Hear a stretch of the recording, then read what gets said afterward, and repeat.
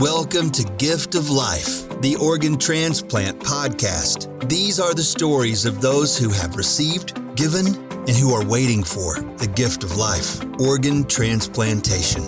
Now here's your host and heart and kidney recipient, BJ Odom. Welcome to Gift of Life, the organ transplant podcast where we explore the remarkable world of organ transplantation. I'm your host, BJ Odom. Join us on a weekly journey as we delve into inspiring stories and incredible individuals connected to the world of transplants. Don't forget to show your support by leaving a review and subscribing on your favorite podcast platform. Plus, follow us on Facebook at Gift of Life, the Organ Transplant Podcast. In today's episode, we are honored to share an extraordinary tale of a family bidding farewell to their beloved Chris, who selflessly saved 4 lives by donating 5 organs. Through the heartfelt words of his mother, Christine, we witness how Chris's legacy lives on. Christine's unwavering love and pride for her son shines through as she graciously shares his story. Tune in as we celebrate Chris Daniels and his gift of life, the power of organ donation. I remember asking Christine to be a guest on the podcast, and her words to me was, "I love talking about my son, Chris, any chance I get." Yes, sir. So what can you tell me about Chris? Oh, there's too much to tell in a short time, so I'll try to keep it brief. Oh, go as long as you want. We want to know about him. Just picturing him, he was 6 foot tall, that red hair, blue eyes, and always smiling. Just always had a smile. He was always energetic. He was always in a positive mood, encouraging, always. And I always say when I give a speech, he always remembered me at Christmas and Valentine's and Mother's Day. And he would always, tell me, that I was skinny and pretty, just to make me feel better. Oh, I'll bet you are. He probably wasn't saying that just to make you feel better. And he was just energetic, and he always helped, somebody else. So even when he was younger, he had asked me, there was a gentleman standing by the entrance to like a Circle K, and he said, "Mom," he said, I want to give him some food, but I'm embarrassed." And he said, "Will you go with me?" I said, "Sure." So we walked up, and I explained to the gentleman that, my son wanted to buy him something to eat. Would he be offended? Would that be okay? And, the gentleman was, told Chris how much he appreciated it. And that was really nice of a young man to think of somebody else. And Chris would also leave change at the gas pumps.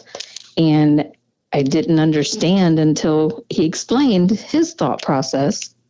And it was that when someone homeless is in search of something, it's usually later in the afternoon or night, is how he thought. So if he left some money, then hopefully that person that needed it would look by the garbage or out by the pumps thinking that maybe somebody dropped some money, and they would find the change. Oh, wow.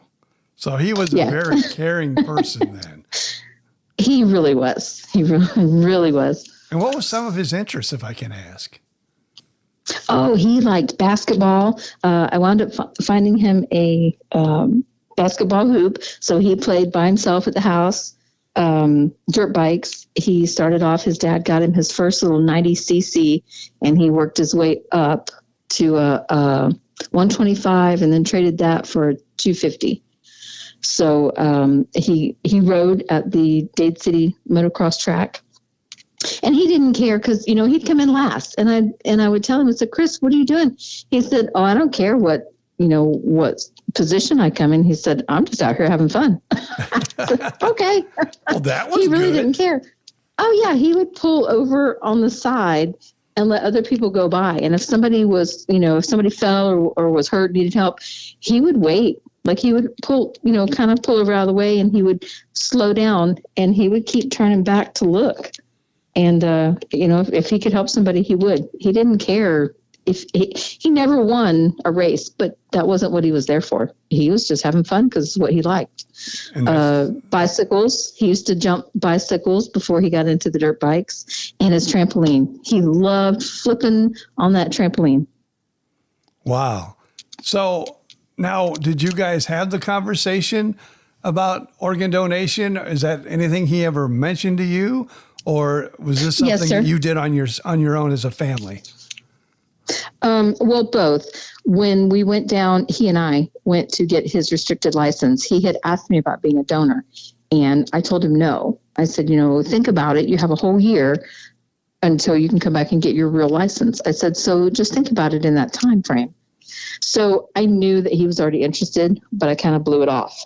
And then when he was in the hospital and they asked us as a family, again, I said no. And then his sister, his brother, and their dad, they were on board immediately because they're like, that's what Chris would want. And I'm like, no. But then one of the doctors had said it could take a while to find the right match. And in my brain, my heart flipped a switch and said yes, because to me, it just meant more time with my child. Okay. Because he was, he was basically then brain dead at the time, right? Is what they were telling you? Correct. Because I want to make sure that I like to always kind of enunciate that, because a lot of people, watch television and they're always worried, well, if someone's sick, they're not going to do everything they can do, right, to make them live. And, hopefully people know by now that that's not the case. Well, and I have an odd something to say to that. I don't know how people will take it, but I know how I mean it from my heart. So I don't mean it in a good way, but because it was a tragedy, out of that tragedy, I was, I guess, blessed, or however you want to word that, to see how they treated him after he was pronounced brain dead. And a lot of people, I stayed with him till the very, very end. So, and a lot of people, maybe they can't. Emotionally, they can't, or, work-wise, they can't, whatever the case may be. But I saw firsthand how they treated him. So they had pronounced him brain dead, I believe on a Wednesday night. Thursday morning, I spent the night with him. And so I'm trying to sleep. And they came in early and they talked to him. They were telling him, Chris, we're going to bathe you. We're going to change your sheets. Chris, we're going to, change your nightgown. We're going to do this. We're going to do that. And I thought, wow, they're not doing that for show because they think I'm sleeping. Mm-hmm. They still treated him like he was a person. He's not just a body now. They still treated him with respect. And I just, that's what kicked in my heart to make me want to volunteer as well. Because then I can tell people that weren't, and again, the wording isn't really what I want to say, but a lot of people aren't fortunate enough, I guess, to be able to see how their loved one is treated after it's all over. Okay. And I got to walk with him down to the operating room doors. And they waited a couple of minutes before they closed the door so that just, I could have that last couple of seconds. So that's how I got to where I am today, mentally dealing with and voluntarily dealing with. This is my therapy. If I can talk to people and help them to understand, and I don't know everything, I'm still learning, but if I can help you learn something, I'll do my best. If I can share, our experience, like I said, through the tragedy, there are some positivity out of it. We've met the heart recipient. He, great guy, short young man, has a family, that needs their dad and their husband to still be there for them. And with Chris being able to be a donor, that young man is still there with his family. And, I talk to them, not every day, but we do text back and forth and talk. We had Thanksgiving together and Christmas together on the first year that we met, and then life happens, you get busy and it's hectic.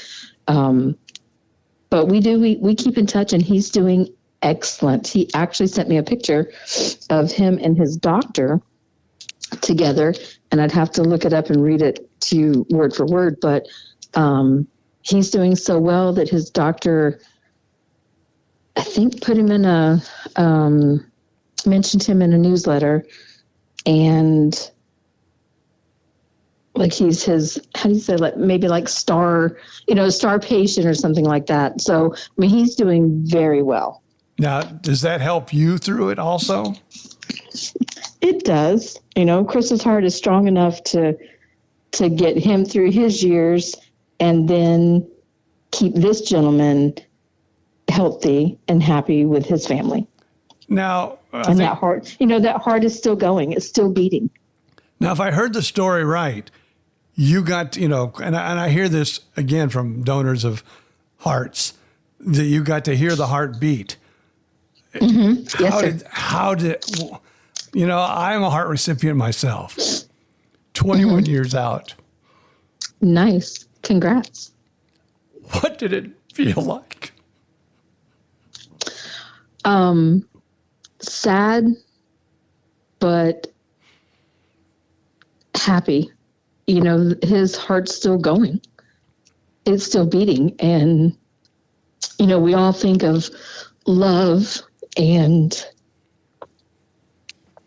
all the good things. We always put a heart, we always, heart just means good, love, positive. And I just feel like for him to be able to give his heart to a person that seems to be the perfect match for that heart, it's just, some days it's overwhelming. But it's crazy. I put the stethoscope in and I heard it beat. And then that was at LifeLink when we first met. So my daughter went with me, and she didn't want to at first. And then we sat down and continued to talk. And then she reached over and said, "Mom, I think I want to." I said, "Okay." So I asked if we could still let her hear his heartbeat. And they said, "Sure." So then she got to hear his heartbeat. And I actually have a picture that the photographer took of her listening to her brother's heartbeat for the first time. How did she react to that? Oh, she's just in tears. She couldn't even speak afterward. She cried and just sat back down beside me and held my hand. And she's an older girl, and she's not, a little kid, mm-hmm. But it just took her words away. Now, as a heart recipient, and a kidney recipient, both, when these things happen, I know I had the opportunity to write a thank you letter. And to me, both of those, because they were both deceased donors, was probably mm-hmm. the hardest thing I've ever done in my life, because, you don't want to say, I had heart problems at birth, but had surgeries throughout, my life before I got the transplant. And it was just so hard for me to say, and maybe I can ask you how you felt, or how you would have felt when you got the letter. I didn't want to say, I'm feeling great, I'm doing things that I never did before, because I was thinking of the donor family. Would you want to hear something like, and I know everyone's different, but in your case, correct, would you enjoy hearing something like that? Absolutely. Absolutely. And I reached out first to everyone, and I got a a very nice thank you letter from a 75-year-old recipient. But the heart recipient, him and his wife, said that they had been, thinking about us from the start and just didn't know what to say. So we clicked very quickly after. But yes, I love hearing, anything at all about what he's doing and how he's doing. What is he feeling? Because in his situation, his name is Alex. He, when my daughter and I had went over to their house for the first time, he wanted to show us around the yard. He had some trees and some plants and things. So we're walking out through, and so there's two things. I don't want to forget either one. So this happened secondly, but he come around and he grabbed some leaves off of a little tree and threw them at my daughter. And she started crying. He's like, "Oh my gosh, I'm so sorry. I didn't mean anything." And I'm like, "No, you don't understand. That's what her brother would do to her when we would go camping." He's like, "Oh." So, and then the first thing that had happened, so my son used to call, he had a little red, I think Honda. His dad had got him. And when he wanted to, run to the store or whatever, he'd say, "Mom, I'm taking the Ferrari to the store." So, okay. That was just his little thing. It's my Ferrari. So when we came out of the house through the garage, there was the wife's car, his car, and then the neighbor had asked if he could park his SUV or something there. So when we came out, he said, I forgot the wife's car. And then his car was a little Toyota, an older Toyota. But he called it, I can't remember now what he called it, but he didn't say, he did the same thing that Chris would do. He didn't say, "Oh, and that's my, Toyota or whatever." He said, "That's my Beamer," or whatever he said. And my daughter and I both looked at each other and was like, "Oh." But so, yes, I like to hear, those little things. He also said, so my son, Chris, I would make fried chicken nuggets. And so that was like his favorite thing. He always wanted his fried chicken and macaroni, whatever. And Alex is from Nepal. So I don't know his eating habits, but apparently it's not a lot of fried chicken. So, but he had said that he had been craving chicken. So I don't know, to me, and I know that Chris is gone. It's, he's not there, but little things like that, I just feel in my heart that it's little things, characteristics that Chris passed on. Now, see, they're still going. See, I've heard that myself, that there are things about, donors and recipients that kind of change people a little bit. My story is, and I don't know, I had my heart transplant in 2003, the same year that the Buccaneers won the Super Bowl.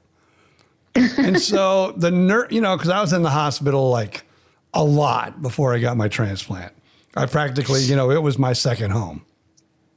And I remember during that whole playoff period, and even at the end towards the Super Bowl and probably the conference final or whatever, they were wearing Buccaneer jerseys. The nurses were wearing Buccaneer. I mean, they were going Buccaneer crazy. And I never watched football in my life. I was not a football fan. No. And I came out of my transplant, and I won't miss a Buccaneers game. And in the back of my head, I'm going, was my donor, because he was from the Tampa Bay area, I go, was my donor a Buccaneers fan? Or is this because I was in the hospital when all of this Buccaneer stuff was going on? And I really wonder that. I mean, because sometimes I think, he must have been a giant football fan. and I grabbed that from him. But, I don't know for sure because I sent the letters, but I've never met up with my donor family, like I said, either one. And sometimes I really think that would be, as you said, a blessing. Mm-hmm. Now, I will tell you this story, which does make me, because I didn't, but this makes me feel a little better. And I don't know if this will help you or not, but I did stand-up comedy, and I did it before my transplant. And maybe 6 months later, I went back to a comedy stage. Well, I did a few little jokes about having, a transplant, nothing negative, nothing, that would, be mean towards anyone. But I mentioned, hey, I have a heart transplant and, just some little things. And after a show, like this is only like maybe the first or second time I was out after my transplant. I mean, this big old burly guy came up to me and he said, "You really have a heart transplant?" And I said, "Yeah, I did. It was about 5-6 months ago." And he talked about his brother dying and being an organ donor. And that at that moment, I didn't know, is this, guy wanting to punch me? Is he wanting, what's he wanting to do? And out of nowhere, he grabbed me, hugged me like you would not believe, and saying, "Seeing you up on that stage tonight, I know you didn't get my brother's heart, but I saw my brother up there tonight, and I know someone has his heart, and he's doing again what he loved, what you love to do. You're doing what you love to do. And I know whoever got my brother's heart is probably doing what they love to do." Right. Now, I don't know if you can relate to that or if you... Actually, I can. I do. I haven't done it in a while since COVID, but I was doing hospital rounds. So I've been all the way down to Lake Wales, Lakeland, and in between, Dade City, Zephyr Hills. I try to travel places that maybe other people don't have the time for, or don't have the gas to go too far, or their health just doesn't allow them to travel too far. So when you do hospital rounds, you have just a few minutes, to tell the staff, your experience. And in my experience, and there is a point to the story, my oldest son, Josh, 7 years before Chris, Josh had a car accident and had to be airlifted to Tampa General. So from Spring Hill down there. So the staff members, he was in a coma for 10 days, and the staff members were amazing to us. They were very patient. We were actually stayed there at the Ronald McDonald House. One of the nurses, he has some permanent brain damage. So she took it upon herself to print several pages on brain damage from home and brought it to me, and, said, "If you have any questions, please let me know. If there's anything else I can get, together for you, just ask me." And I was like, "Oh, they, she went out of her way. She didn't have to do that for me." So I always like to go to the hospitals and let the staff members know the positive that we had with both sons being there. So Josh was 18, but they didn't have an adult bed. So they put him in pediatric ICU over in I can't remember the room number, but over in the corner room. When Chris came in 7 years later, same situation. He had just turned 18 and they didn't have a bed. So they put him in that same room in the pediatric ICU. And I just, the staff again, 7 years later, was amazing to all of us. Very patient, caring. And like I said, I was there every night and spent the night. My daughter and his dad, would stay during the day as well, but I always picked nighttime. And just the way that they treated both boys, it's amazing. So when I do my hospital rounds, my point was that the nurses will I would say 85 to 90% of the people that hear me speak to them will take the time after we finish. Instead of running back to their shift, they will come around, and if they have to wait in line, they will give me a huge hug and tell me, thank you for coming back and sharing our story, because they are there and they hear and they see the sad part. You lost your loved one. We have to help you through this.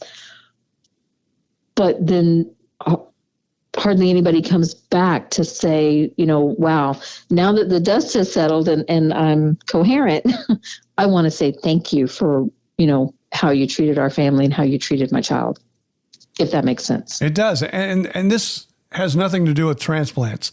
But like I said, I've been in and out of hospitals since birth, and I'm like 69 now. So that's been pretty much my life, my entire life. But I can't, and it's my pet peeve. I have seen, and I know you're worried. I know patients are sick and they don't feel good. But anytime I see patients or family yelling at nurses and screaming at nurses, it's like, I don't know, it breaks my heart, because they're doing everything they can to help you. And they through truly this, are. and then they're there to help you through the situation that you're going through. And so my hat is always off to them. And in fact, I kind of make a little joke about this. I've actually had nurses, because, on the transplant floor, you usually get the same nurses every time. Mm-hmm. I've actually had nurses fight over me, because, they're there for the second or third day, and they go, no, we want him. He's so much fun. He's kind. He jokes around with us.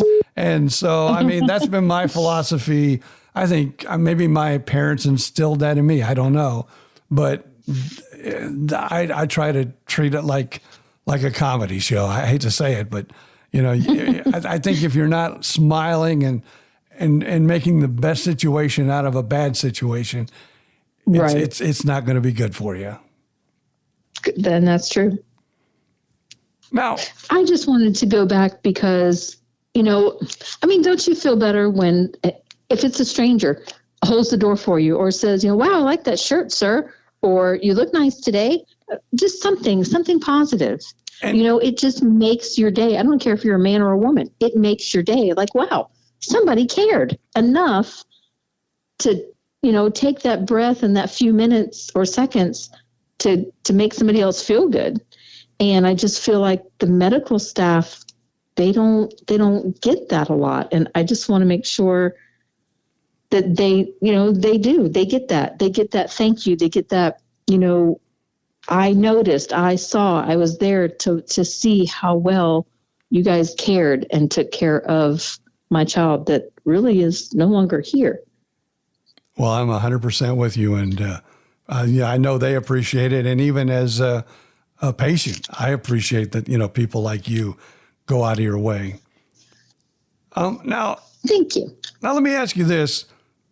I know that you go out speaking to people and everything else, but, let's say your kid right now is perfectly healthy.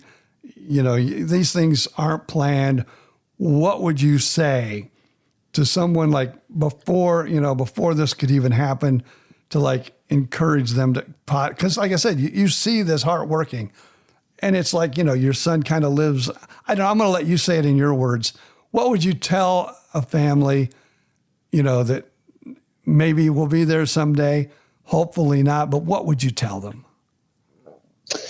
I think I would just make sure that everybody knows to take a conscious moment to sit down with your child, your family, and just talk about being a donor. Is that something that a little kid wouldn't understand, but, is that something that you'd be interested in? Is it something that you have questions that, maybe we can learn together on? Because it's important, because when that tragic moment strikes, and I've always said this, you're just unrealistically numb. to a point. You don't know what's going on. I never dreamed that we wouldn't have our son. But in a split second, blink of an eye, however you want to say it, he was gone. So now what? Now we have a decision to make as a family, but you have that decision to make. And I think ultimately we're all proud of him for wanting to be a donor, inquiring about it, and that he was able to.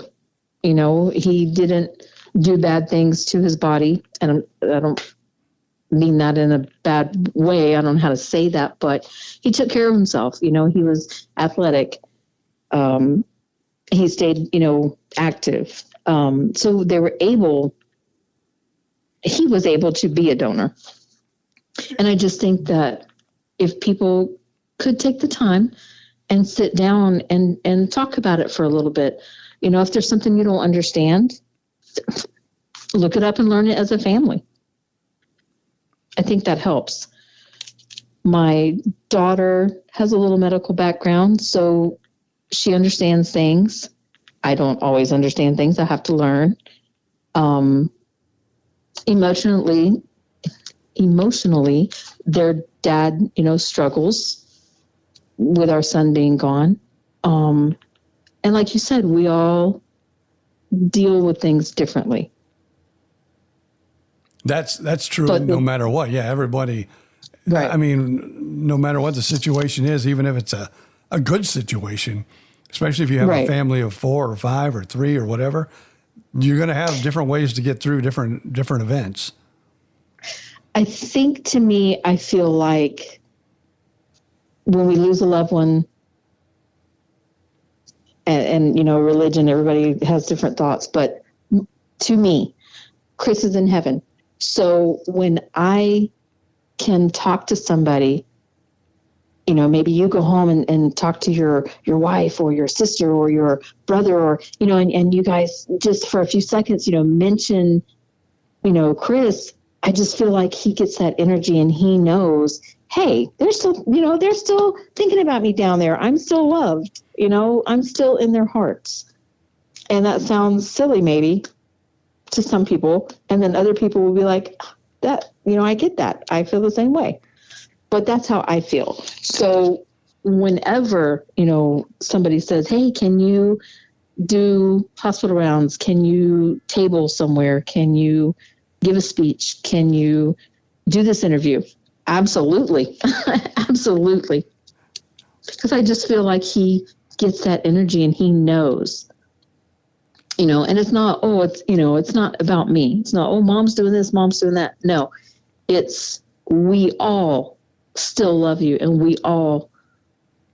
you're still in our hearts. And he has a lot, of legacy there, but, I don't know. I don't think we've mentioned it yet. I know you talked about another recipient, but he basically saved 4 lives, if I'm correct, if I heard the story correct. Yeah. And I have a bad memory, so I don't remember who received what, but there were 4 gentlemen with 5 organs used. So he saved basically 4 lives, people.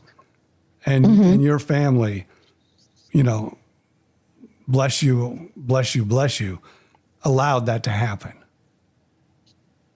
They were all in agreement. I was the only one that just wasn't sure, heart-wise, because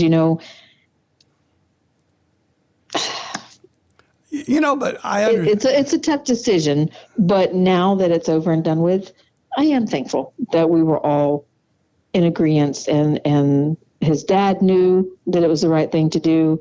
His siblings knew, and I'm proud of us all for being able to sit down and they just knew in their hearts that that's what he would want.